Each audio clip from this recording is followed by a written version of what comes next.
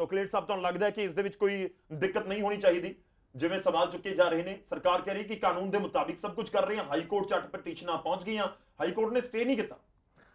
ਗੌਰਵ ਜੀ ਦੇਖੋ, ਜਿਹੜੀ ਪੰਚਾਇਤੀ ਚੋਣ ਹੈ ਇਹ ਸਭ ਤੋਂ ਮੁੱਢਲੀ ਚੋਣ ਹੈ ਡੈਮੋਕ੍ਰੇਸੀ ਦੇ ਵਿੱਚ। ਜਿਹੜਾ ਪਹਿਲਾ ਸਟੈਪ ਪੰਚਾਇਤਾਂ ਦੀ ਚੋਣਾਂ ਨੇ, ਪਰ ਇੱਕ ਚੀਜ਼ ਸਾਨੂੰ ਬੜੇ ਸਪਸ਼ਟ ਤੌਰ ਤੇ ਸਮਝ ਲੈਣੀ ਚਾਹੀਦੀ ਹੈ ਕਿ ਚਾਹੇ ਪੰਜਾਬੀਆਂ ਦੇ ਖੂਨ ਵਿੱਚ ਹੀ ਰਾਜਨੀਤੀ ਹੈ, ਪਰ ਜਿਹੜੀਆਂ ਪੰਚਾਇਤੀ ਚੋਣਾਂ ਨੇ ਇਹ ਕਿਤੇ ਨਾ ਕਿਤੇ ਭਾਈਚਾਰਕ ਚੋਣਾਂ ਮੈਂ ਗਿਣਦਾ, ਮੇਰੇ ਨਿੱਜੀ ਵਿਚਾਰ ਨੇ ਕਿ ਪਿੰਡਾਂ ਦੇ ਵਿੱਚ ਇਹਦੇ ਤੋਂ ਪਾਰਟੀਬਾਜ਼ੀ ਤੋਂ ਉੱਪਰ ਉੱਠ ਕੇ ਲੋਕ ਵੋਟਾਂ ਪਾਉਂਦੇ ਨੇ। ਪਿੰਡਾਂ ਦੇ ਵਿੱਚ ਆਪਣੇ ਹੀ 2 ਧੜੇ ਹੁੰਦੇ ਨੇ, 3 ਧੜੇ ਕਹਿ ਲਓ ਕਿਸੇ ਪਿੰਡ ਦੇ ਵਿੱਚ ਹੋ ਸਕਦੇ ਨੇ। ਸੋ ਇਹ ਕਿਤੇ ਨਾ ਕਿਤੇ ਇੱਕ ਭਾਈਚਾਰਕ ਚੋਣ ਹੁੰਦੀ ਹੈ, ਪਾਰਟੀਆਂ ਦੇ ਇਹਦੇ ਵਿੱਚ ਬਾਹਲਾ ਕੋਈ ਲੈਣਾ ਦੇਣਾ ਨਹੀਂ ਹੁੰਦਾ। ਪਰ ਅੱਜ ਜੋ ਕੁਝ ਸਰਕਾਰ ਨੇ ਕੀਤਾ, ਦੇਖੋ ਨੀਲ ਗਰਗ ਸਾਹਿਬ ਸਰਕਾਰ ਦੀ ਤਰਫੋਂ ਬੈਠੇ ਨੇ। ਮੇਰਾ ਪਹਿਲਾ ਸਵਾਲ ਤਾਂ ਨੀਲ ਗਰਗ ਸਾਹਿਬ ਨੂੰ ਇਹ ਹੈ ਕਿ ਜਿਹੜੀਆਂ ਪੰਚਾਇਤਾਂ ਦੇ ਹਲੇ 5 ਤੋਂ 6 ਮਹੀਨੇ ਦਾ ਸਮਾਂ ਪਿਆ ਸੀ, ਉਹਨਾਂ ਨੂੰ ਤੁਸੀਂ ਅੱਜ ਕਿਉਂ ਭੰਗ ਕੀਤਾ? ਤੁਸੀਂ ਕਹਿੰਦੇ ਹੋ ਸਰਕਾਰ ਦਾ ਪ੍ਰੈਰੋਗੇਟਿਵ ਹੈ, ਸਰਕਾਰ ਭੰਗ ਕਰ ਸਕਦੀ ਹੈ। ਅਗਰ 6 ਮਹੀਨੇ ਪਹਿਲਾਂ ਤੱਕ ਸਰਕਾਰ ਦਾ ਪ੍ਰੈਰੋਗੇਟਿਵ ਹੈ ਭੰਗ ਕਰਨ ਦਾ, ਤਾਂ ਸਰਕਾਰ ਦੀ ਜ਼ਿੰਮੇਵਾਰੀ ਵੀ ਨਾਲ ਹੈ ਕਿ ਨਾਲ ਹੀ ਨਾਲ ਚੋਣਾਂ ਕਰਾਈਆਂ ਜਾਣ। ਤੁਸੀਂ ਪੰਚਾਇਤਾਂ ਭੰਗ ਕਰਤੀਆਂ, ਚੋਣਾਂ ਤੁਸੀਂ ਕਹਿ ਰਹੇ ਹੋ ਕਿ ਜਿਹੜਾ ਸਮਾਂ ਨਿਰਧਾਰਿਤ ਆ ਉੱਥੋਂ ਹੀ ਹੋਣਗੀਆਂ, ਦਸੰਬਰ ਜਾਂ ਜਨਵਰੀ 'ਚ। ਤੁਸੀਂ ਟੇਢੇ ਢੰਗ ਦੇ ਨਾਲ ਆਪਣੇ ਲੋਕਾਂ ਦੇ ਹੱਥ ਕਮਾਨ ਦੇਣਾ ਚਾਹੁੰਦੇ ਹੋ ਪਿੰਡਾਂ ਦੇ ਵਿੱਚ, ਕਿਉਂਕਿ ਜਿਹੜਾ ਫੰਡ ਹੈ ਤੁਸੀਂ ਚਾਹੁੰਦੇ ਹੋ ਕਿ ਅਸੀਂ ਕੈਂਡੀਡੇਟ ਤਿਆਰ ਕਰੀਏ ਪਿੰਡਾਂ 'ਚ, ਕਿਉਂਕਿ ਤੁਸੀਂ ਪ੍ਰਬੰਧਕ ਲਾਤੇ। ਜਿਹੜੇ ਤੁਹਾਡੇ ਯੈਸਮੈਨ ਹੋਣਗੇ ਤੁਸੀਂ ਉਹਨਾਂ ਦੇ ਥਰੂ ਪਿੰਡਾਂ ਦੇ ਵਿੱਚ ਵੜਨਾ ਚਾਹੁੰਦੇ ਹੋ। ਜਿਹੜਾ ਅੱਜ ਦੀ ਸਥਿਤੀ 'ਚ, ਕਿਉਂਕਿ ਹੜ੍ਹਾਂ ਦੀ ਮਾਰ ਕਰਕੇ ਅੱਜ ਪੰਜਾਬ ਦੇ ਕੀ ਹਾਲਾਤ ਨੇ, ਸਰਕਾਰ ਦਾ ਵਿਰੋਧ ਹੈ, ਸਰਕਾਰ ਆਪਣੇ ਕੀਤੇ ਹੋਏ ਵਾਅਦੇ ਨਹੀਂ ਪੂਰੇ ਕਰ ਸਕੀ, ਉਹਦੇ ਕਰਕੇ ਸਰਕਾਰ ਦਾ ਵਿਰੋਧ ਹੈ। ਔਰ ਜਿਹੜਾ ਤੀਸਰਾ ਮੇਰਾ ਨੀਲ ਗਰਗ ਸਾਹਿਬ ਨੂੰ ਸਵਾਲ ਹੈ ਕਿ ਅਗਰ ਆਹੀ ਕੁਛ ਤੁਹਾਡੇ ਨਾਲ ਕੇਂਦਰ ਦੀ ਸਰਕਾਰ ਕਰੇ, ਉਹਦੇ ਬਾਰੇ ਕੀ ਜਵਾਬ ਹੈ? ਕੱਲ ਨੂੰ ਕੇਂਦਰ ਦੀ ਸਰਕਾਰ ਆਖਰੀ ਸਾਲ ਦੇ ਵਿੱਚ ਆ ਕੇ ਆਮ ਆਦਮੀ ਪਾਰਟੀ ਦੀ ਚੁਣੀ ਹੋਈ ਸਰਕਾਰ ਨੂੰ ਭੰਗ ਕਰ ਦੇ ਤੇ ਕਹੇ ਜੀ ਚੋਣਾਂ ਤਾਂ ਨਿਰਧਾਰਿਤ ਸਮੇਂ ਤੇ ਹੋਣਗੀਆਂ, ਇੰਨੇ ਗਵਰਨਰ ਸਾਹਿਬ ਕੰਮਕਾਜ ਦੇਖਣਗੇ। ਜੇ ਉਹ ਵੋਟਰਾਂ ਦੇ ਨਾਲ ਧੋਖਾ ਹੈ ਤਾਂ ਇਹ ਵੀ ਜਿਨ੍ਹਾਂ ਨੇ ਪੰਚਾਇਤਾਂ ਚੁਣੀਆਂ ਨੇ ਉਹ ਵੋਟਰਾਂ ਦੇ ਨਾਲ ਇੱਕ ਬਹੁਤ ਵੱਡਾ ਧੋਖਾ ਇਹ ਸਰਕਾਰ ਕਰ ਰਹੀ ਹੈ। ਤੇ ਜਿਹੜੀ ਚੌਥੀ ਗੱਲ ਹੈ, ਇਹਦੇ ਨਾਲ ਜਿਹੜੀ ਲੋਕਾਂ ਨੂੰ ਰੋਜ਼ਮर्रा ਦੀ ਜ਼ਿੰਦਗੀ ਦੇ ਵਿੱਚ ਪ੍ਰੋਬਲਮ ਆ ਰਹੀ ਹੈ। ਦੇਖੋ ਸਰਪੰਚਾਂ ਜਿਹੜੀਆਂ ਪੰਚਾਇਤਾਂ ਭੰਗ ਹੋਣ ਦੇ ਨਾਲ ਤੁਸੀਂ ਕੋਈ ਰਜਿਸਟਰੀਆਂ ਦੀ ਤਸਦੀਕ ਨਹੀਂ ਕਰ ਸਕਦੇ, ਕਿਤੇ ਗਵਾਹੀਆਂ ਨਹੀਂ ਪੈ ਸਕਦੀਆਂ। ਹੁਣ ਉਹਦੇ ਬਾਰੇ ਇਹਨਾਂ ਨੇ ਕੀ ਕਹਿਣਾ? ਸੋ ਕਿਤੇ ਨਾ ਕਿਤੇ ਇਹ ਜਿਹੜਾ ਸਰਕਾਰ ਨੇ ਇੱਕ ਗੈਰ ਕਾਨੂੰਨੀ ਕਦਮ ਚੱਕਿਆ, ਮੈਂ ਅੱਜ ਕਹਿਣਾ ਕਿ ਠੀਕ ਹੈ ਤੁਹਾਡਾ ਪ੍ਰੈਰੋਗੇਟਿਵ ਹੈ। ਗੈਰ ਕਾਨੂੰਨੀ ਕਿਵੇਂ ਹੈ ਸਰ? ਤੁਸੀਂ ਅਗਰ ਪੰਚਾਇਤਾਂ ਭੰਗ ਕੀਤੀਆਂ ਨੇ ਤਾਂ ਤੁਸੀਂ ਨਾਲ ਦੀ ਨਾਲ ਚੋਣਾਂ ਕਰਾਓ। ਤੁਸੀਂ ਪ੍ਰਬੰਧਕ ਲਾਣ ਵਾਲਾ ਜਿਹੜਾ ਨਵਾਂ ਇੱਕ ਰਿਵਾਜ ਤੋੜ ਰਹੇ ਹੋ ਕਿ ਜੀ ਪੰਚਾਇਤਾਂ ਭੰਗ, ਚੋਣਾਂ ਨਿਰਧਾਰਿਤ ਸਮੇਂ ਤੇ ਅਸੀਂ ਉਰੇ ਪ੍ਰਬੰਧਕ ਲਾ ਰਹੇ ਹਾਂ, ਇਹ ਗੈਰ ਕਾਨੂੰਨੀ। ਔਰ ਜਿਹੜਾ ਪੰਜਵੀਂ ਗੱਲ, ਨੀਲ ਗਰਗ ਸਾਹਿਬ ਕਹਿੰਦੇ ਕਿ ਜੀ ਹਾਈ ਕੋਰਟ ਨੇ ਸਟੇ ਨਹੀਂ ਦਿੱਤੀ। ਮੈਂ ਇੱਕ ਗੱਲ ਕਲੀਅਰ ਕਰਦੇ, ਦੇਖੋ ਅਸੀਂ ਵੀ ਰੋਜ਼ ਕੋਰਟ ਦੇ ਵਿੱਚ ਹੀ ਰਹਿੰਦੇ ਆ। ਜਿਹੜੇ ਕੇਸਾਂ ਦੇ ਵਿੱਚ ਬਹੁਤ ਸ਼ਾਰਟ ਡੇਟ ਹੋਵੇ ਉੱਥੇ ਕਈ ਵਾਰ ਸਟੇ ਨਹੀਂ ਦਿੱਤੀ ਜਾਂਦੀ। ਤੁਹਾਡੀ ਤਰੀਕ ਕਿੰਨੀ ਹੈ? 28 ਤਰੀਕ। ਸੋ ਇੱਕ ਸ਼ਾਰਟ ਡੇਟ ਹੈ, ਹਾਈ ਕੋਰਟ ਦੇ ਵਿੱਚ ਮੈਟਰ ਸਬ ਜੁਡਿਸ ਹੈ। ਸੋ ਇਹ ਸਟੇਜ ਦੇ ਵਿੱਚ ਇਹ ਕਹਿਣਾ ਕਿ ਜੀ ਹਾਈ ਕੋਰਟ ਨੂੰ ਕੇਸਾਂ ਦੇ ਵਿੱਚ ਕੋਈ ਮੈਰਿਟ ਹੀ ਨਹੀਂ ਲੱਗਿਆ, ਨੀਲ ਗਰਗ ਸਾਹਿਬ ਇਹ ਵੀ ਬਿਲਕੁਲ ਗਲਤ ਹੈ। ਹਾਈ ਕੋਰਟ ਨੂੰ ਆਪਣਾ ਕੰਮ ਕਰਨ ਦਿਓ। ਤੁਸੀਂ ਲੋਕਾਂ ਨੂੰ ਜਵਾਬ ਦਿਓ ਕਿ ਅੱਜ ਅਗਰ ਪੰਜਾਬ ਦੇ ਵਿੱਚ ਤੁਸੀਂ ਚੁਣੀਆਂ ਹੋਈਆਂ ਪੰਚਾਇਤਾਂ, ਚੁਣੇ ਹੋਏ ਨੁਮਾਇੰਦਿਆਂ ਨੂੰ ਇਸ ਤਰੀਕੇ ਘਰ ਭੇਜ ਰਹੇ ਹੋ, ਕਿਤੇ ਨਾ ਕਿਤੇ ਵੋਟਰਾਂ ਨਾਲ ਧੋਖਾ। ਤੁਸੀਂ ਇਹ ਕਹਿਣਾ ਚਾਹ ਰਹੇ ਹੋ ਕਿ ਜੇ ਭੰਗ ਹੋ ਗਈਆਂ ਸੀ ਤਾਂ ਨਾਲ ਦੀ ਨਾਲ ਇਲੈਕਸ਼ਨ ਕਰਵਾ ਦਿੰਦੇ, ਕਿ ਭੰਗ ਕਰਕੇ ਤੈਅ ਸਮੇਂ ਤੇ ਇਲੈਕਸ਼ਨ ਕਰਵਾਉਣਾ ਇਹ ਗੈਰ ਕਾਨੂੰਨੀ ਹੈ? ਬਿਲਕੁਲ ਠੀਕ ਹੈ। ਮੈਂ ਇੱਕ ਵਾਰੀ ਸਾਰੇ ਮਹਿਮਾਨਾਂ ਦਾ ਰੁਖ ਕਰ ਲਵਾਂ। ਗਰਗ ਸਾਹਿਬ ਇਕੱਠੇ ਤੁਸੀਂ ਜਵਾਬ ਦਿਓ। ਸਾਡੇ ਨਾਲ APS ਖੜਿਆਲ ਜੀ ਵੀ ਜੁੜ ਚੁੱਕੇ ਨੇ। ਐਡਵੋਕੇਟ APS ਖੜਿਆਲ ਜੀ ਕਾਂਗਰਸ ਨੂੰ ਰਿਪਰੈਜ਼ੈਂਟ ਕਰ ਰਹੇ ਨੇ। ਖੜਿਆਲ ਸਾਹਿਬ ਸਵਾਗਤ ਹੈ। ਮੈਂ ਤੁਹਾਡੇ ਕੋਲ ਆਵਾਂਗਾ, ਪਰ ਪਹਿਲਾਂ ਇੱਕ ਵਾਰੀ ਚੰਨੀ ਸਾਹਿਬ ਦਾ ਰੁਖ ਕਰਨਾ। SS ਚੰਨੀ ਜੀ BJP ਨੂੰ ਰਿਪਰੈਜ਼ੈਂਟ ਕਰ ਰਹੇ ਨੇ। ਚੰਨੀ ਸਾਹਿਬ, ਉਮੀਦ ਹੈ ਮੇਰੀ ਆਵਾਜ਼ ਤੁਹਾਡੇ ਤੱਕ ਪਹੁੰਚ ਰਹੀ ਹੋਵੇਗੀ। ਇਹ ਪੰਚਾਇਤੀ ਚੋਣਾਂ ਨੂੰ ਲੈ ਕੇ ਤੁਸੀਂ ਐਡਮਿਨਿਸਟ੍ਰੇਟਿਵ ਲੈਵਲ ਦੇ ਉੱਤੇ ਬਹੁਤ ਨੇੜੇ ਤੋਂ ਇਹ ਸਭ ਕੁਝ ਦੇਖਿਆ ਹੈ ਕਿ ਵਾਕਈ ਇਹ ਪਹਿਲੀ ਵਾਰ ਹੋ ਰਿਹਾ ਹੈ? ਇਸ ਤੋਂ ਪਹਿਲਾਂ ਵੀ ਇਸ ਤਰੀਕੇ ਦੀ ਸਥਿਤੀ ਆਈ ਕਿ ਜਦੋਂ ਪੰਚਾਇਤਾਂ ਭੰਗ ਕਰ ਦਿੱਤੀਆਂ ਗਈਆਂ?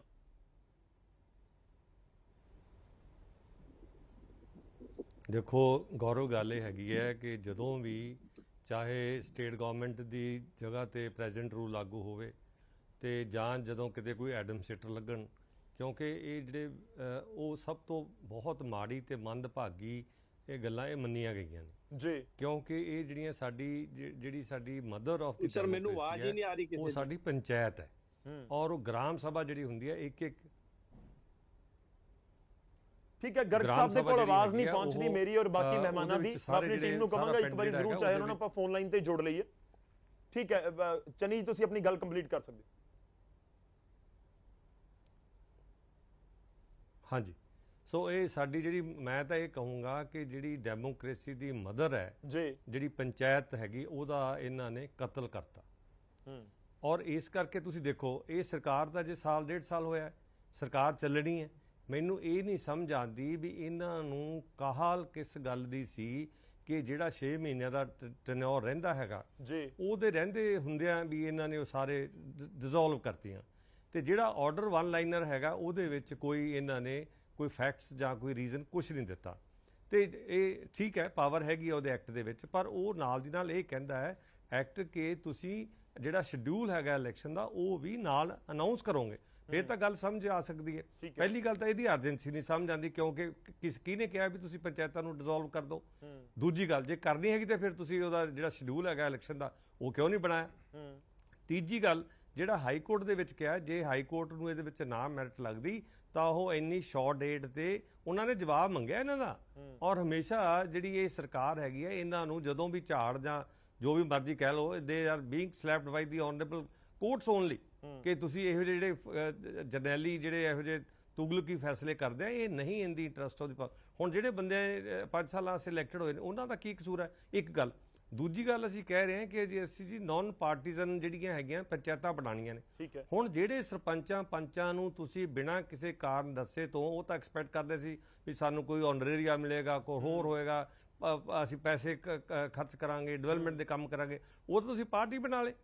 ਹੁਣ ਉਹ ਕਿੱਦਾਂ ਸਰਕਾਰ ਦੇ ਨਾਲ ਲੱਗ ਕੇ ਚੱਲਣਗੇ, ਜਾਂ ਉਹ ਇੱਕ ਨਿਊਟਰਲ ਬੰਦੇ ਇੱਕ ਧਿਰ ਬਣ ਕੇ ਰਹਿਣਗੇ ਜਿਨ੍ਹਾਂ ਦਾ ਤੁਸੀਂ ਆਪਣਾ ਇੱਕ ਕਾਤਲ ਨਾਲ ਹਮਲਾ ਹੀ ਕਰ ਦਿੱਤਾ ਉਹਨਾਂ ਤੇ। ਸੋ ਇਹ it is not in the desired interest, ਔਰ ਉਹਦੇ ਵਿੱਚ ਨਹੀਂ ਆਂਦਾ, ਕਿਉਂਕਿ ਇਹਨਾਂ ਨੂੰ ਚਾਹੀਦਾ ਸੀਗਾ ਕਿ ਕੋਈ ਕਿੱਥੇ ਭੱਜ ਚੱਲਿਆ, ਨਾ ਪੰਚਾਇਤਾਂ ਭੱਜ ਚੱਲੀਆਂ ਨੇ, ਨਾ ਸਰਕਾਰ ਭੱਜ ਚੱਲੀ ਹੈ।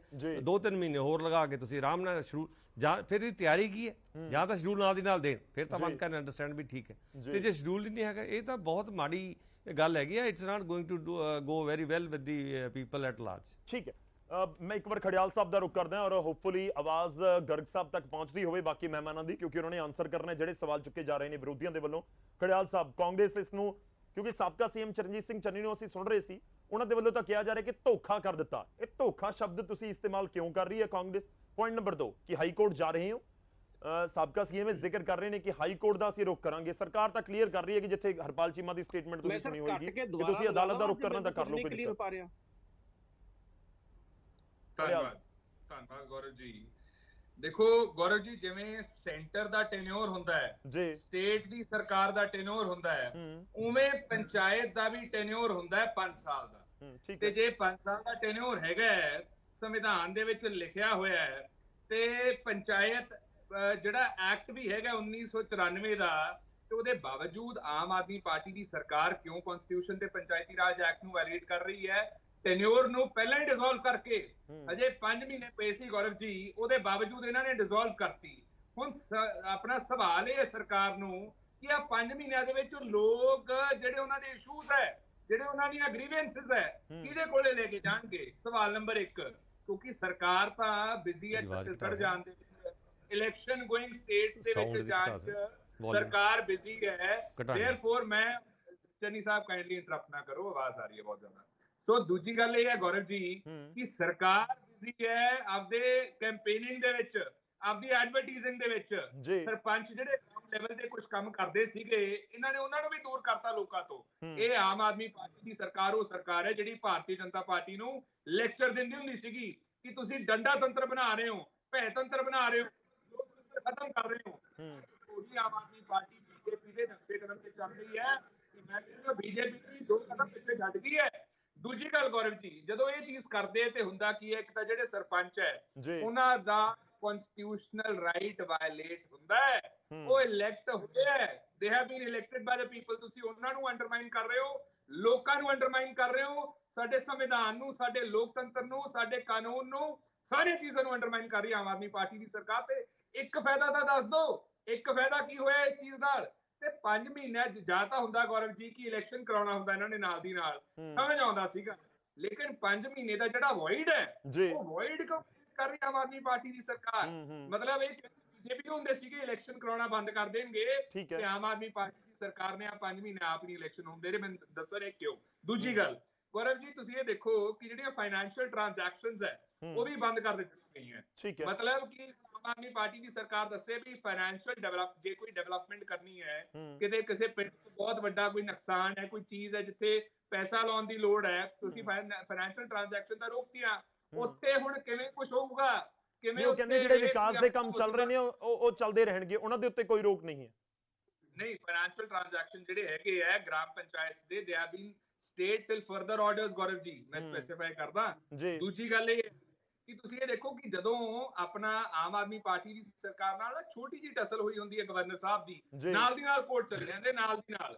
ਤੇ ਹੁਣ ਪੰਚਾਇਤਾਂ ਦਾ, ਸਰਪੰਚਾਂ ਦਾ ਤੇ ਪਿੰਡਾਂ ਦਾ ਐਡਾ ਵੱਡਾ ਹੱਕ ਮਾਰਨੀ ਆਮ ਆਦਮੀ ਪਾਰਟੀ ਦੀ ਸਰਕਾਰ। ਮੈਂ ਪੁੱਛਣਾ ਚਾਹਣਾ ਹੈ, ਜੇ ਤੁਹਾਡੇ 5 ਮਹੀਨੇ ਘਟ ਜਾਣ 5 ਸਾਲਾਂ ਦੇ ਟੈਨਿਓਰ ਦੇ ਵਿੱਚੋਂ, ਤੇ ਆਮ ਆਦਮੀ ਪਾਰਟੀ ਦੀ ਸਰਕਾਰ ਨੂੰ ਮਨਜ਼ੂਰ ਹੈ ਉਹ? ਆਮ ਆਦਮੀ ਪਾਰਟੀ ਦੀ ਸਰਕਾਰ ਬਿਲਕੁਲ ਉਹਨੂੰ ਮਤਲਬ without any objection, without any issue ਕਿ ਉਹਨੂੰ ਐਕਸੈਪਟ ਕਰੂਗੀ?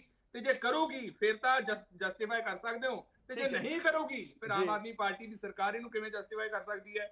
ਦੂਜੀ ਗੱਲ ਗੌਰਵ ਜੀ ਇਹ ਹੈ ਕਿ ਆਮ ਆਦਮੀ ਪਾਰਟੀ ਦੀ ਸਰਕਾਰ ਨਾ ਆਰਟੀਕਲ 40 ਪੜ੍ਹ ਲੇ, ਜਿਹੜਾ directive principal of state policy ਹੈ, ਉਹਦੇ ਵਿੱਚ ਬੜਾ ਲਿਖਿਆ ਹੋਇਆ ਕਿ ਸਟੇਟ ਨੂੰ ਨਾ ਮੇਕ ਸ਼ੋਰ ਕਰਨਾ ਚਾਹੀਦਾ ਹੈ ਕਿ ਵਿਲੇਜ ਪੰਚਾਇਤ ਦੇ ਇਲੈਕਸ਼ਨਸ ਹੋਣ, ਪਿੰਡਾਂ ਦੇ ਇਲੈਕਸ਼ਨ ਹੋਣ, ਤਾਂ ਕਿ ਉਹਨਾਂ ਨੂੰ ਪਾਵਰ ਦਿੱਤੀ ਜਾ ਸਕੇ, ਸੈਲਫ ਗਵਰਨਮੈਂਟ ਹੋ ਸਕੇ, ਅਥਾਰਟੀ ਹੋਵੇ ਉਹਨਾਂ ਕੋਲੇ, ਪਿੰਡਾਂ 'ਚ ਗਰਾਊਂਡ ਲੈਵਲ ਤੇ ਵਿਕਾਸ ਹੋਵੇ। ਇਹ ਤਾਂ ਆਰਟੀਕਲ 40 ਨੂੰ ਵਾਇਲੇਟ ਕਰਨਾ ਤਾਂ ਛੋਟੀ ਗੱਲ ਹੈ। ਇਹ ਆਰਟੀਕਲ 40 ਨੂੰ ਬਾਈਪਾਸ, ਅੰਡਰਮਾਈਨ, ਵਾਇਲੇਟ ਹਰੇਕ ਚੀਜ਼ ਕਰ ਰਹੇ ਹੈ। ਤੇ ਆਮ ਆਦਮੀ ਪਾਰਟੀ ਦੀ ਸਰਕਾਰ ਦੱਸੇ ਕਿ ਇਹਨਾਂ ਨੇ 73rd ਅਮੈਂਡਮੈਂਟ ਪੜ੍ਹੀ ਹੈ ਕਿ ਨਹੀਂ ਪੜ੍ਹੀ ਆਮ ਆਦਮੀ ਪਾਰਟੀ ਦੀ ਸਰਕਾਰ ਨੇ? ਤੇ ਗੌਰਵ ਜੀ, ਇੱਕ ਨਹੀਂ ਕੇਸ ਬਹੁਤ ਸਾਰੇ ਪੈਣਗੇ। ਆਮ ਆਦਮੀ ਪਾਰਟੀ ਦੀ ਸਰਕਾਰ ਆਪਦੇ ਆਪ ਨੂੰ ਜੱਜ, ਜੂਰੀ, ਐਗਜ਼ੀਕਿਊਟਰ ਸਮਝਣ ਲੱਗ ਜਾਂਦੀ ਹੈ। ਜਵਾਬ ਲੋਕ ਦੇਣਗੇ ਲੋਕ ਸਭਾ ਇਲੈਕਸ਼ਨ ਦੇ ਵਿੱਚ ਵੀ, ਤੇ ਆਉਣ ਵਾਲੇ ਟਾਈਮ 'ਚ ਜਿਹੜੇ ਹੋਰ ਇਲੈਕਸ਼ਨ ਹੋਣਗੇ, ਪੰਚਾਇਤ ਇਲੈਕਸ਼ਨ, ਇਹਨਾਂ ਨੂੰ ਆਇਆ ਅਸੀਂ ਹਾਈਜੈਕ ਕਰ ਲਾਂਗੇ। ਆਮ ਆਦਮੀ ਪਾਰਟੀ ਦੀ ਸਰਕਾਰ ਤਿਆਰ ਹੋ ਜਾਏ। ਜਿਹੜਾ ਇਹ ਧੱਕੇਸ਼ਾਹੀ ਦੀ ਰਾਜਨੀਤੀ ਕਰ ਰਹੀ ਹੈ, ਆਉਣ ਵਾਲੇ ਪੰਚਾਇਤ ਇਲੈਕਸ਼ਨ ਦੇ ਵਿੱਚ ਹੀ ਲੋਕ ਜਵਾਬ ਦੇਣਗੇ। ਠੀਕ ਹੈ, ਚਲੋ ਗੱਲ ਇਹ ਹੈ ਕਿ ਜੇ ਜਿਸ ਤਰੀਕੇ ਨਾਲ ਤੁਸੀਂ ਜ਼ਿਕਰ ਕਰ ਰਹੇ ਹੋ ਤਾਂ ਇਹਦਾ ਮਤਲਬ ਇਹ ਹੈ ਕਿ ਵੋਟਾਂ ਦੇ ਵਿੱਚ ਜਿਹੜੀਆਂ ਸਰਪੰਚਾਂ ਦੀਆਂ ਵੋਟਾਂ ਨੇ ਉਸ ਦੇ ਵਿੱਚ ਹੀ ਪਤਾ ਲੱਗੇਗਾ। ਗਰਗ ਸਾਹਿਬ, ਆਵਾਜ਼ ਪਹੁੰਚ ਰਹੀ ਹੈ ਹੁਣ ਤੁਹਾਡੇ ਤੱਕ? ਮੈਨੂੰ ਤੁਹਾਡੀ ਕੁਝ ਆਵਾਜ਼ ਸੁਣਾਈ ਦੇ ਰਹੀ ਹੈ, ਪਰ ਇਹਨਾਂ ਦੀ, ਮੇਰੇ ਸਾਥੀਆਂ ਦੀ ਮੈਨੂੰ ਕੁਝ ਵੀ ਸੁਣਾਈ ਨਹੀਂ ਦਿੱਤਾ। ਠੀਕ ਹੈ, ਬਹੁਤ ਦਰਸ਼ਕਾਂ ਨੇ ਤਾਂ ਸੁਣਿਆ ਕਿ ਉਹਨਾਂ ਨੇ ਕੀ ਕੁਝ ਕਿਹਾ। ਮੈਂ ਤੁਹਾਡੇ ਤੋਂ ਜਵਾਬ ਉਸ ਦੇ ਉੱਤੇ ਲੈਣ ਦੀ ਕੋਸ਼ਿਸ਼ ਕਰਦਾ। ਇੱਕ ਤਾਂ ਉਹ ਕਹਿ ਰਹੇ ਨੇ ਕਿ ਤੁਸੀਂ ਫਾਇਦਾ ਦੱਸੋ ਕਿ 5-6 ਮਹੀਨੇ ਪਹਿਲਾਂ ਭੰਗ ਕਰਨ ਦਾ ਕੀ ਹੋਇਆ। ਦੂਜਾ ਸਵਾਲ ਇਹ ਵੀ ਹੈ ਕਿ ਜੇਕਰ ਸੈਂਟਰ ਦੀ ਸਰਕਾਰ ਸਟੇਟ ਗਵਰਨਮੈਂਟ ਦੇ ਨਾਲ ਸੇਮ ਗੱਲ ਕਰੇ ਕਿ ਆਖਰੀ ਸਾਲ 6-8 ਮਹੀਨੇ ਪਹਿਲਾਂ ਹੀ ਭੰਗ ਕਰ ਦਿੱਤੀ ਜਾਵੇ ਵਿਧਾਨ ਸਭਾ, ਤਾਂ ਫਿਰ ਕੀ ਹੋਏਗਾ ਕਿ ਗਵਰਨਰ ਰੂਲ ਲਗਾ ਦਿੱਤਾ ਜਾਵੇ? ਕਿ ਤੁਹਾਨੂੰ ਲੱਗਦਾ ਕਿ ਉਸ ਤਰੀਕੇ ਦਾ ਇਹ ਫੈਸਲਾ ਪੰਚਾਂ ਸਰਪੰਚਾਂ ਨੂੰ ਸੁਣਾ ਦਿੱਤਾ ਗਿਆ ਸਟੇਟ ਗਵਰਨਮੈਂਟ ਦੇ ਵੱਲੋਂ? ਦੇਖੋ ਗੌਰਵ ਜੀ, ਗੱਲ ਇਹ ਹੈਗੀ ਹੈ, ਜਿਸ ਤਰੀਕੇ ਨਾਲ ਤੁਸੀਂ ਦੱਸ ਰਹੇ ਹੋ, ਇਸ ਦੇ ਵਿੱਚ ਕੋਈ ਵੀ ਚੀਜ਼ ਗੈਰ ਕਾਨੂੰਨੀ ਨਹੀਂ ਹੈਗੀ। ਔਰ ਦੂਸਰਾ, ਕੋਰਟ ਦੇ ਵਿੱਚ ਕੇਸ ਆਲਰੇਡੀ ਪਟੀਸ਼ਨ ਜਿਹੜੀ ਦਾਖਲ ਹੋਈ ਹੈ, ਔਰ ਕੋਰਟ ਨੇ ਇਸ ਚੀਜ਼ ਦਾ ਫੈਸਲਾ ਕਰਨਾ ਹੈ। ਲੇਕਿਨ ਆਮ ਆਦਮੀ ਪਾਰਟੀ ਇਸ ਦੇ ਵਿੱਚ ਲੋਕਤੰਤਰ ਦੇ ਵਿੱਚ ਯਕੀਨ ਕਰਦੀ ਹੈ, ਔਰ ਅਸੀਂ ਚਾਹੁੰਦੇ ਹਾਂ ਕਿ ਪਿੰਡਾਂ ਦਾ ਜਿਹੜਾ ਸਰਬਪੱਖੀ ਜਿਹੜਾ ਉਹ ਵਿਕਾਸ ਹੋਵੇ, ਔਰ ਪਿੰਡਾਂ ਦੀ ਜਿਹੜੀ ਭਾਈਚਾਰਕ ਸਾਂਝ ਹੈ, ਜਿਸ ਤਰ੍ਹਾਂ ਕਲੇਰ ਸਾਹਿਬ ਨੇ ਵੀ ਸ਼ੁਰੂ 'ਚ ਮੈਨੂੰ ਸੁਣਿਆ ਸੀ ਜੋ ਕੁਝ ਬੋਲ ਰਹੇ ਸੀ ਕਿ ਪਿੰਡਾਂ ਦੀਆਂ ਜਿਹੜੀਆਂ ਭਾਈਚਾਰਕ ਸਾਂਝ ਉਹ ਬਣੀ ਰਵੇ, ਸਰਬਪੱਖੀ ਵਿਕਾਸ ਹੋਵੇ, ਪਿੰਡਾਂ ਦੀ ਪੰਚਾਇਤ ਹੋਵੇ, ਇਹਦੇ ਤੇ ਸਿਆਸੀ ਪਰਛਾਵਾਂ ਨਾ ਹੋਵੇ। ਔਰ ਦੂਸਰੀ ਗੱਲ, ਜੇਕਰ ਚੋਣ ਕਰਾਉਣੀ ਵੀ ਪੈਂਦੀ ਹੈ ਤਾਂ ਬਿਲਕੁਲ ਨਿਰਪੱਖ ਚੋਣਾਂ ਹੋਣਗੀਆਂ। ਜਿਸ ਦਾ ਤੁਸੀਂ ਦੇਖਿਆ ਜਲੰਧਰ 'ਚ ਚੋਣ ਹੋਈ, ਜਿਮਨੀ ਚੋਣ, ਉਸ ਤੋਂ ਪਹਿਲਾਂ ਸੰਗਰੂਰ ਦੇ ਵਿੱਚ ਹੋਈ, ਬਿਲਕੁਲ ਨਿਰਪੱਖ ਜਾਨੀ ਕਿ ਚੋਣ ਹੋਈ, ਬਿਨਾਂ ਕਿਸੇ ਖੂਨ ਖਰਾਬੇ ਤੋਂ ਹੋਈ। ਸਮੇਂ ਤੇ ਹੀ ਹੋਣਗੀਆਂ ਜਾਂ ਪਹਿਲਾਂ ਹੋ ਜਾਣਗੀਆਂ? ਤੁਸੀਂ ਕਹਿ ਰਹੇ ਗਰਗ ਸਾਹਿਬ, ਸਮੇਂ ਤੇ ਹੀ ਹੋਣਗੀਆਂ, ਉਹੀ ਦਸੰਬਰ ਜਨਵਰੀ ਦੇ ਵਿੱਚ ਹੋਣਗੀਆਂ ਜਾਂ ਪਹਿਲਾਂ ਹੋ ਜਾਣਗੀਆਂ ਚੋਣ? ਤੁਹਾਡੇ ਵਿਰੋਧੀ ਇਹੀ ਕਹਿ ਰਹੇ ਨੇ ਕਿ ਇਹੀ ਤੁਸੀਂ ਉਲੰਘਣਾ ਕਰ ਰਹੇ ਹੋ ਕਿ ਤੁਸੀਂ ਇੱਕ ਨਵਾਂ ਫਾਰਮੂਲਾ ਲਿਆ ਕੇ ਰੱਖ ਦਿੱਤਾ ਇਹ ਪ੍ਰਬੰਧਕਾਂ ਵਾਲਾ ਕਿ ਆ ਤਾਂ ਭੰਗ ਕੀਤਾ ਸੀ, ਨਾਲ ਦੀ ਨਾਲ ਇਲੈਕਸ਼ਨ ਅਨਾਉਂਸ ਕਰਵਾ ਦਿੰਦੇ। ਸਰ, ਪ੍ਰਬੰਧਕ ਜਿਹੜਾ, ਪਹਿਲੀ ਗੱਲ, ਇੱਕ ਫੰਡਾਂ ਦੀ ਕੁਝ ਗੱਲ ਹੋ ਰਹੀ ਸੀ। ਫੰਡ ਜਿਹੜੇ ਪੰਚਾਇਤਾਂ ਦੇ ਉੱਥੇ ਪਏ ਨੇ, ਜਿਹੜੇ ਕੰਮ ਆਲਰੇਡੀ ਚੱਲ ਰਹੇ ਆ ਉਸ ਦੇ ਉੱਤੇ ਕਿਸੇ ਤਰ੍ਹਾਂ ਦਾ ਕੋਈ ਉਹ ਨਹੀਂ ਹੈਗਾ, ਉਹ ਕੰਮ ਇਸੇ ਤਰ੍ਹਾਂ ਚੱਲਦੇ ਰਹਿਣਗੇ। ਨਵੀਂ ਜਿਹੜੀ ਫਾਈਨੈਂਸ਼ੀਅਲ ਟ੍ਰਾਂਜੈਕਸ਼ਨ ਹੈ ਉਹ ਨਹੀਂ ਹੋ ਸਕਦੀ ਜਿਹੜਾ ਹੈਗਾ। ਇਸ ਕਰਕੇ ਪਿੰਡਾਂ ਦੇ ਵਿਕਾਸ ਦੇ ਉੱਤੇ ਜਿੱਥੋਂ ਤੱਕ ਜਾਂ ਪੈਸਿਆਂ ਦਾ ਸੰਬੰਧ ਹੈਗਾ, ਉਹਦੇ ਉੱਤੇ ਕੋਈ ਅਸਰ ਪੈਣ ਵਾਲਾ ਨਹੀਂ ਹੈਗਾ। ਲੇਕਿਨ ਮੈਂ ਤੁਹਾਨੂੰ ਬਾਰ-ਬਾਰ ਕਹਿ ਰਿਹਾ ਹੈਗਾ ਕਿ ਇਹ ਸਿਰਫ ਕਹਿਣ ਦੀਆਂ ਗੱਲਾਂ ਨੇ, ਜਿਸ ਤਰੀਕੇ ਨਾਲ ਇਸ ਨੂੰ ਇੱਥੇ ਪੇਸ਼ ਕੀਤਾ ਜਾ ਜਾ ਰਿਹਾ।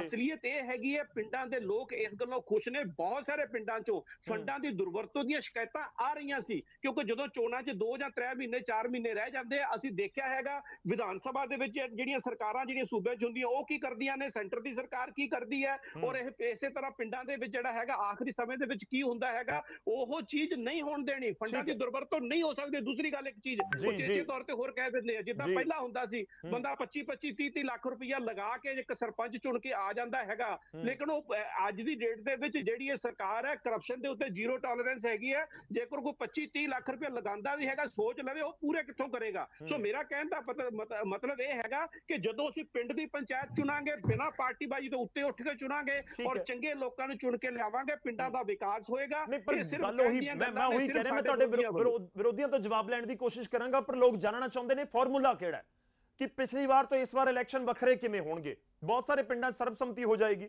ਕਿੱਥੇ ਪਰਚੀ ਪਾ ਕੇ ਕੱਢ ਲਿਆ ਜਾਂਦਾ ਹੈ ਜੇ 2-4 ਉਮੀਦਵਾਰ ਹੋਣ। ਇਹ ਅਲੱਗ-ਅਲੱਗ ਥਾਵਾਂ ਤੋਂ ਆਪਾਂ ਖਬਰਾਂ ਦੇਖਦੇ ਹਾਂ ਹਰ ਵਾਰ।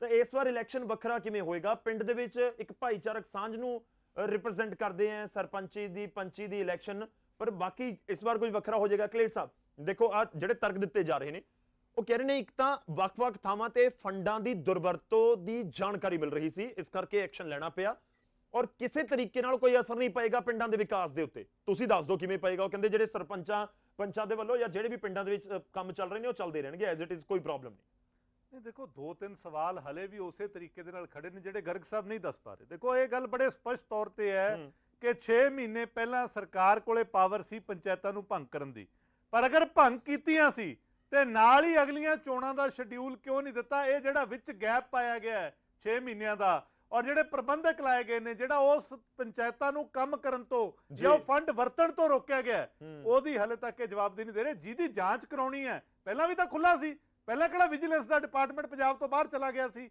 ਹਾਲਾਂਕਿ ਉਹ ਗੱਲ ਹੋਰ ਹੈ ਕਿ ਉਹ ਡਿਪਾਰਟਮੈਂਟ ਤੋਂ ਜਿਹੜਾ ਕੰਮ ਲੈਣਾ ਚਾਹੀਦਾ ਸੀ ਉਹ ਨਹੀਂ ਲਿਆ ਜਾ ਰਿਹਾ, ਉਹਨੂੰ ਹੋਰ ਪਾਸੇ ਵਿਰੋਧੀਆਂ ਦੇ ਖਿਲਾਫ ਲੱਗੇ ਹੋਏ ਸੀ।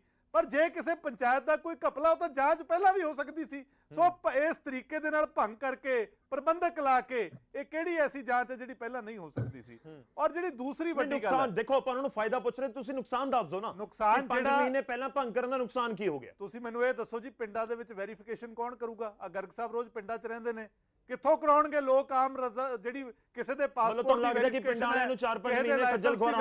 ਹੈ, ਇਹ ਸਾਰੀਆਂ ਚੀਜ਼ਾਂ ਜਿਹੜੀਆਂ ਪ੍ਰੈਕਟੀਕਲ ਡਿਫਿਕਲਟੀਜ਼ ਹੈ ਸਾਨੂੰ ਇਹ ਵੀ ਦੇਖਣੀਆਂ ਚਾਹੀਦੀਆਂ ਨੇ। ਔਰ ਦੂਸਰੀ ਜਿਹੜੀ ਗੱਲ ਹੈ, ਦੇਖੋ ਗਰਗ ਸਾਹਿਬ ਕਹਿੰਦੇ ਵੀ ਜਿੱਦਾਂ ਜਲੰਧਰ ਦੀ ਚੋਣ ਸ਼ਾਂਤੀਮਈ, ਦੇਖੋ ਆਹ ਬੰਨੇ ਹੱਥ, ਜੇ ਜਲੰਧਰ ਵਾਂਗੂ ਚੋਣ ਕਰਾਉਣੀ ਹੈ ਫਿਰ ਮੈਨੂੰ ਲੱਗਦਾ ਪੰਚਾਇਤਾਂ ਦੇ ਪੱਕੇ ਤੌਰ ਤੇ ਪ੍ਰਬੰਧਕ ਲਾ ਦਿਓ, ਕਿਉਂਕਿ ਜਲੰਧਰ 'ਚ ਜੋ ਕੁਝ ਹੋਇਆ ਉਹ ਮੀਡੀਆ ਨੇ ਵੀ ਕਵਰ ਕੀਤਾ, ਆਪਾਂ ਸਾਰਿਆਂ ਨੇ ਦੇਖਿਆ। ਸੋ ਜੇ ਜਲੰਧਰ ਵਰਗੇ ਰਾਹ ਤੇ ਆਪਾਂ ਫਿਰ ਉਹ ਰਹਿਣ ਦੀਏ। ਗਰਗ ਸਾਹਿਬ ਬੁਨਿਆਦੀ ਸਵਾਲ ਇੱਕ ਹੈ ਕਿ ਜਿਹੜੇ ਲੋਕਾਂ ਨੇ, ਤੁਸੀਂ ਡੈਮੋਕ੍ਰੇਸੀ ਦੇ ਵਿੱਚ ਬਿਲੀਵ ਕਰਦੇ ਹੋ, 5 ਸਾਲ ਲਈ ਸਰਪੰਚ ਪੰਚ ਚੁਣੇ, ਐਸੀ ਕਿਹੜੀ ਪਾਵਰ ਹੈ ਜਿਹੜੀ ਉਹਨਾਂ ਨੂੰ ਉਹਨਾਂ ਦੀ ਟਰਮ ਪੂਰੀ ਕਰਨ ਨਹੀਂ ਦੇ ਰਹੀ? ਔਰ ਤੁਸੀਂ ਇੱਕ ਨਵੀਂ ਪਿਰਤ ਪਾ ਰਹੇ ਹੋ ਗਾਹਾਂ ਨੂੰ। ਇਹ ਚੀਜ਼ਾਂ ਇਹਦੇ ਸਟੈਪ ਸ਼ੂਜ਼ ਬਣਾਓਗੇ ਤੁਸੀਂ, ਔਰ ਗਲਤ ਨਹੀਂ ਹੁੰਦਾ ਫਿਰ ਫੋਲੋ ਹੋਣਗੀਆਂ। ਨਹੀਂ, ਇਹ ਨਹੀਂ ਹੁੰਦਾ ਕਿ ਜਿਹੜੀ ਪੰਚਾਇਤਾਂ ਭੰਗ ਕਰ ਦਿੱਤੀਆਂ ਜਾਣ। ਕਈ ਵਾਰ ਇਹ ਵੀ ਹੁੰਦਾ ਕਿ ਸਮਾਂ ਲੰਘ ਜਾਂਦਾ ਹੈ ਕਿ 5 ਸਾਲ ਹੋ ਗਏ, ਉਸ ਤੋਂ ਬਾਅਦ ਨਗਰ ਨਿਗਮ ਜਾਂ ਨਗਰ ਕੌਂਸਲ ਦੇ ਇਲੈਕਸ਼ਨ ਹੋਏ ਨਹੀਂ, 6-6 ਮਹੀਨੇ ਨਿਕਲ ਜਾਂਦੇ ਨੇ।